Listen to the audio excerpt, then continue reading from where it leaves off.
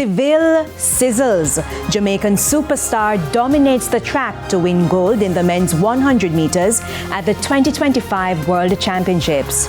Good evening and welcome to Primetime News on air and online at onespotmedia.com. I'm Andrea Chisholm.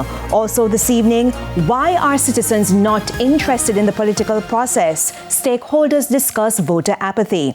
And Mayor weighs in on suggestions to strip municipal corporations of a critical duty.